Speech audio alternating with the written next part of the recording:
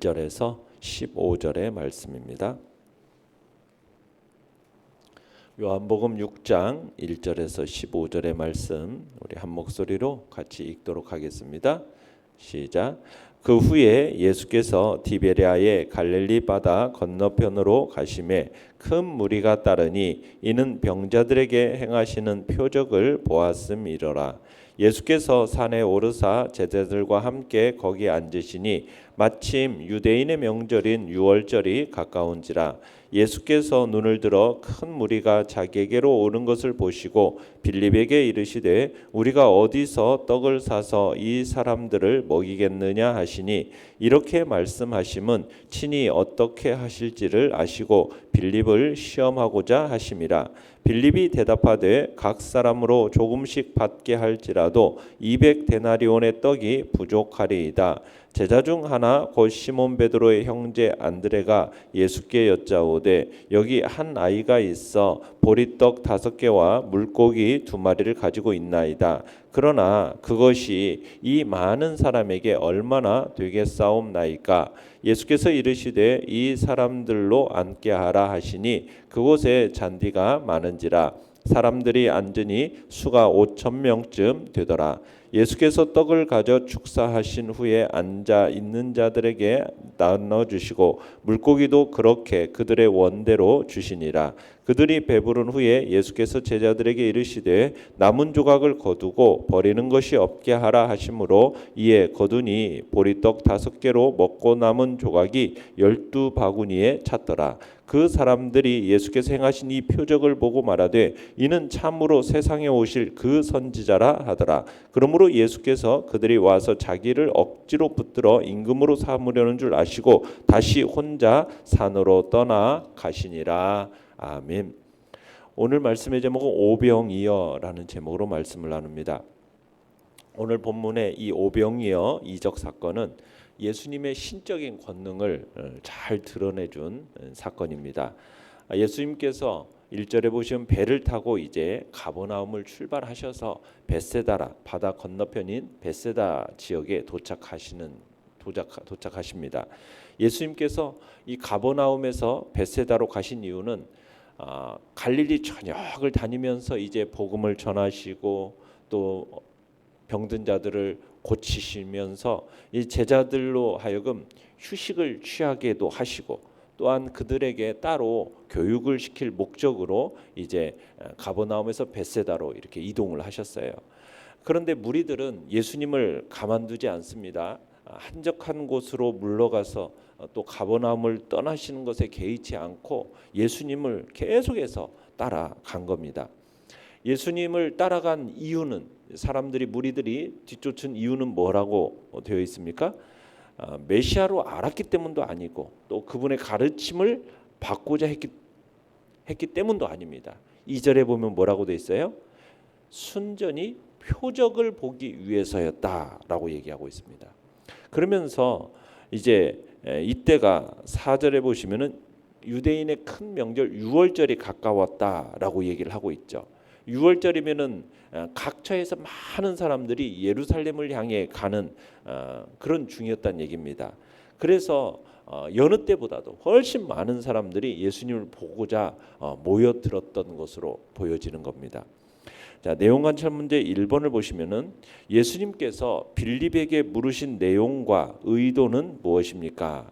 자, 예수님께서 5절에 보시면 자기에게로 나오는 큰 무리를 보시고 제자인 빌립에게 질문을 던지십니다. 우리가 어디서 떡을 사서 이 사람들을 먹이겠느냐? 자, 주님께서 제자들이 이 문제를 해결할 수 없음을 이미 알고 계셔요. 그죠? 예수님은 전지전능하신 하나님으로서 이미 자신의 신적 능력으로 이 무리들을 배불리 먹일 것을 이미 다 알고 계십니다. 그러니까 추후에 진행될 모든 것을 주님은 다 알고 계심에도 불구하고 빌립에게 질문을 하신 거예요. 그러면 이 빌립을 질문하신 이유가 뭐냐? 6절에서는 이렇게 되어 있죠. 빌립을 시험하고자 하십니다. 시험하기 위함이었다라는 거예요. 그러면 이 시험은 어떤 시험이겠느냐는 거죠. 빌립을 유혹해서 죄에 빠뜨리는 시험이겠습니까? 예수님이 그런 시험을 하시지 않았겠죠. 빌립의 신앙을 강화시키기 위해서 시험을 보셨던 겁니다. 그러니까 예수님은 자기의 사랑하는 그런 성도들에게 어떤 악의를 가지고 시험하는 법이 없으십니다. 예수님께서 빌립의 신앙을 더욱 돈독하게 해주실 뿐만 아니라 해결할 수 없는 문제를 해결해 주시고자 이제 빌립을 시험코자 질문을 던진 거예요. 자, 그랬더니 빌립의 대답입니다. 이미 예수님께서 예상하신 그대로였어요. 빌립은 주님께서 왜 이 질문을 하시게 됐는지 전혀 이해를 못했던 것으로 보입니다. 빌립은 어떻게 답변을 하고 있습니까? 7절에 보면은 각 사람으로 조금씩 받게 할지라도 200데나리온의 떡이 부족하리이다. 자, 200데나리온. 200데나리온이라는 돈은 결코 적은 돈이 아니죠. 200데나리온은 한 데나리온이 한 노동자가 하루 품삯입니다. 그러면은 200일의 품삯이란 얘기예요. 이 200일의 품삯이라는 것은 그 액수가 굉장히 많은 돈이라고 할 수 있죠. 자, 문제는 이렇게 많은 돈을 들여서 음식을 구입한다 할지라도 모인 사람들이 워낙 많다 보니까 소량밖에는 분배가 안 된다라는 것이 빌립의 계산이었습니다. 자, 빌립의 이 대답은 자기로서는 지금 이 앞에 운집해 있는 많은 무리들의 끼니 해결을 위해서는 그 어떠한 최소한 일조차도 가능성이 없어 보이니까 도저히 할 수 없다라고 거부하는 거나 다름이 없는 이야기입니다. 자, 내용관찰 문제 2번을 보시면 예수님께서는 5,000명쯤 되는 무리들을 어떻게 먹이십니까? 자, 그런데 이제 제자 중에 하나인 안드레, 시몬 베드로의 형제인 안드레가 예수님께 여짜오면서 나옵니다. 그러면서 이렇게 9절에 보면 얘기를 하고 있죠. 여기 한 아이가 있어 보리떡 5개와 물고기 2마리를 가지고 있나이다. 그러나 그것이 이 많은 사람에게 얼마나 되겠사옵나이까. 자, 여기 안드레 제안 속에는요, 빌립이나 다른 제자들과는 달리 믿음이 들어 있습니다. 안드레는 예수님의 이런 질문 가운데 많은 무리들을 먹이는 일이 결코 불가능한 게 아니라 주님에게 어떤 계획이 함축되어 있을 거라고 여겼던 것으로, 그래서 믿음을 통해서 볼 수 있는 그 하나님의 역사를 이 안드레는 기대했던 거죠. 그래서 안드레가 예수님 앞으로 가져온 것은 한 소년의 한 끼 식사였습니다. 오병이어라는 것은 그렇습니다. 여기서 보리떡은 모든 빵 중에서도요 가장 값싼 것으로 여기는 천히 여기던 음식이 보리빵입니다. 물고기는 소금에 절인 정어리, 이 정어리보다도 작은 물고기. 그래서 인근 이 갈리 바다에서 흔하게 잡히는 어종이었습니다. 그러니까 모인 군중의 수요에 비해서 준비된 음식은 너무나도 보잘것이 없는 거죠. 그런데 이것을 안드레가 예수님께 드린 거예요.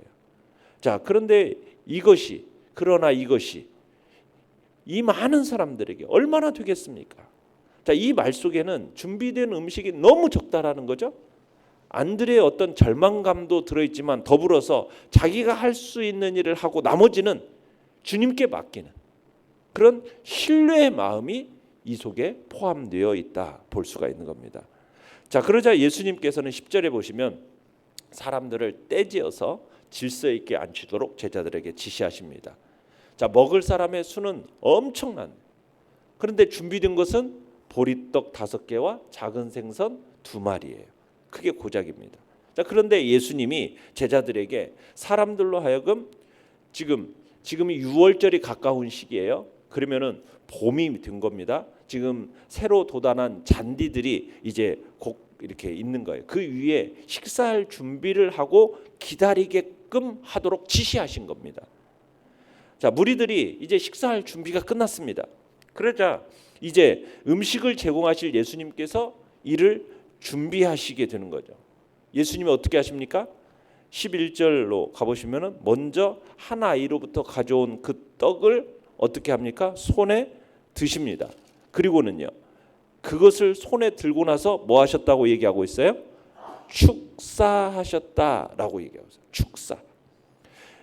이 장면은 어떤 장면으로 보여지냐면 예수님이 마치 한 가정의 가장이 가족들과 함께 식탁에 둘러 앉아서 감사 기도를 드리는 이런 모습입니다.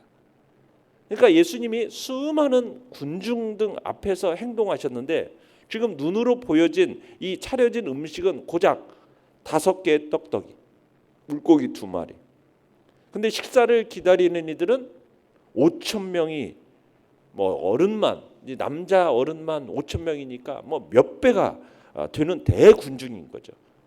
그럼에도 예수님은 충분한 식사가 준비가 되어 있는 것처럼 통상적인 감사 기도를 하나님 앞에 그것을 드리는 거예요. 자, 그 결과는 어떻게 되었습니까? 12절에 그날에 떡과 고기가 부족하게 되기는커녕 남아서 12바구니가 되는 조각을 거두게 이르렀다라고 얘기하고 있어요. 그러니까 그곳에 있던 모든 이들이 원하는 대로 배불리 음식을 먹은 겁니다. 주님의 말씀을 따라서 결국 제자들이 부스러기를 모았는데 그 부스러기가 12바구니에 가득 찰 정도가 되었음을 얘기하고 있는 겁니다. 자, 연구한 묵상 문제 3번입니다. 오실 그 선지자라 함은 모세와 같은 선지자를 말합니다. 무리들은 어떤 이유로 예수님을 모세와 같은 선지자라고 했습니까? 자, 무리들이 이 놀라운 이적을 보이신 예수님에 대한 강렬한 인상을 받게 되죠. 그래서 14절에 그분이야말로 자기들이 기다리던 바로 그 선지자다라고 생각하기에 이르게 됩니다. 여기서 그 선지자라는 이 말은 신명기 18장 15절에서 모세가 이야기하는 건데요. 메시아와 동의어로 사용이 되어집니다. 우리가 요한복음 1장에서부터 우리가 그 선지자라는 이야기를 한번 봤었는데, 그러니까 당시 유대인들이 메시아를 기다리고 있었는데 그들이 기다리고 있던 메시아는 정치적인 의미를 지닌 거예요. 그들이 고백하는 메시아는 성경에 예언된 메시아하고는 상당한 거리가 있는 그런 메시아였습니다. 그래서 무리들이 지금 예수님께서 행하신 이 오병이어의 놀라운 이적을 통해서 그분이 자신들이 원하는 것, 뭘 원했겠어요? 세속적인 바램을 채워줄 수 있는 그런 능력의 소유자라고 판단한 겁니다. 그러면서 이제 14절에 보면 대대적인 환영의 뜻을 표하게 되죠. 자, 전지전능하신 우리 예수 그리스도께서는 그들의 마음속을 밝히 들여다보셨어요. 그래서 그들을 떠나실 수밖에 없었습니다. 그들은 예수님께서 자신들의 어떤 핍절한 의식주 문제를 해결해 줄 수 있고 자기들의 기대를 만족시켜 줄 수 있는 그런 분이다라는 생각에 지배가 된 거죠. 당시 로마 식민지 치하에 있었던 유대 민족들은 로마 정부를 등에 업고 있는 그 권력자들, 세리들, 이 사람들의 수탈로 인해서 너무나도 몹시 어려운 그런 상황 속에 있었거든요. 가면 갈수록 빈부격차는 커져가고 그로 인해서 사람들의 불안도 점점 고조되어져 가는 그런 시대였다는 얘기입니다. 그래서 당시 사람들이 혁명을 바라고 있었어요. 그런데 지금 오병이어의 기적을 경험하게 된 거예요. 그러니 예수님이야말로 이런 자신들의 모든 문제를 해결해 줄 적임자라고 이 무리들은 생각을 한 겁니다. 그러자 예수님께서는 이들의 생각이 지극히 세속적이고 그리고 굉장히 이해타산적인 그런 생각을 아시고 주님께서는 그들과 함께 한다는 것이 무의미하다라고 판단을 하시는 겁니다. 이 무리들은 하나님의 계획, 하나님의 목적 이런 것에는 아예 관심이 없는 거예요. 그저 단지 자신들의 목표를 이루는 일에만 지금 메시아를 이용하고자 하는 것이죠. 예수님께서는 그들의 기대에 극적인 열정으로 막 표출되기 직전에 그 자리를 피해버리십니다. 자신의 오신 목적이 그들의 기대와는 다르다라는 것을 간접적으로 전달하시는 거죠. 그래서 예수님께서 15절에 보면 혼자서 이제 산으로 떠나 가셨다라고 얘기합니다. 그러니까 예수님께서는 결심만 하시면은 뭐 얼마든지 유대인의 왕으로 등극할 수도 있었어요.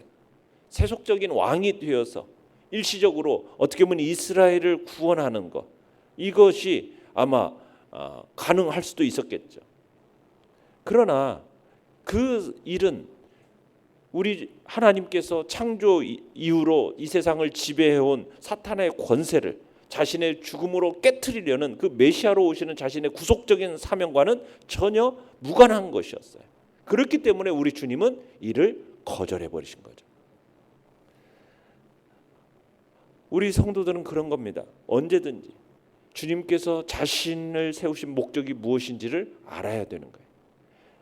아무리 달콤한 유혹이 온다 할지라도 이에 맞지 않는 일체의 것들은 다 버려야 되는 거죠. 우리 주님이 그런 모습을 보여주시는 겁니다. 느낀 점 4번입니다. 당신은 예수님을 당신의 주인으로 섬기고 있습니까? 아니면 당신의 삶의 필요를 채우는 분으로 섬기고 있습니까? 오늘 본문에서 보듯이 무리들이 주력해서 한 일은 뭐예요? 주님의 말씀을 듣고 순종하는 마음으로 주님을 따르는 게 아닙니다. 지금 억지로 왕을 삼겠다라는 거죠. 그들은 예수님의 말씀을 듣는 게 아니라 오히려 예수님께 자신의 뜻을 관철시키기 위해서 억지를 부리고 있는 겁니다. 그죠? 내 뜻을 관철시켜서 내 뜻을 이루어 달라고 예수님을 사용하려고 하는 거예요. 이런 마음의 태도를 가지고는 예수님과 올바른 관계 가운데 들어갈 수가 없는 거예요. 결국 예수님이 이들을 떠나버리시잖아요. 예수님이 떠나셨다는 얘기는 뭐겠어요? 이들은 생명의 주와는 아무런 관계가 없는 존재가 되었다는 것을 의미하는 겁니다. 결국 생명에서 떨어져 나간 존재가 된 거죠. 구원의 길을 스스로 떠나가게 된 겁니다. 그러니까 중요한 게 뭐예요? 예수님을 나의 어떤 삶의 필요를 채우는 어떤 종으로 부릴 수 있는 존재가 예수님이 아니라는 거죠. 예수님은 주인이신 거죠.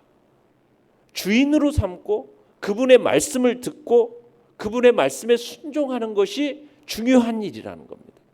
그러니까 주님의 말씀을, 그러니까 예수님을 주인으로 여기고 그분에게 항상 들을 마음의 준비 자세를 갖추고 살아가는 것, 이것이 너무나도 중요한 거라는 거예요. 그게 바로 생명과 관계된 일이기 때문에 그저 예수님을 단지 내 삶의 필요를 채우기 위한 그런 분으로 생각하고 어떻게 해서든지 내 뜻을 관철시키겠다라는 그런 자리에 들어간다면 그것은 어리석은 일이라는 겁니다. 우리의 삶은 주인이 누구인가? 바로 예수님이 우리의 주인으로 모시고 겸손히 그분의 말씀을 듣는 겸양과 순종의 삶을 살아가야 되는 것, 그것이 우리의 삶임을 오늘 주님께서는 가르쳐주고 계시는 겁니다.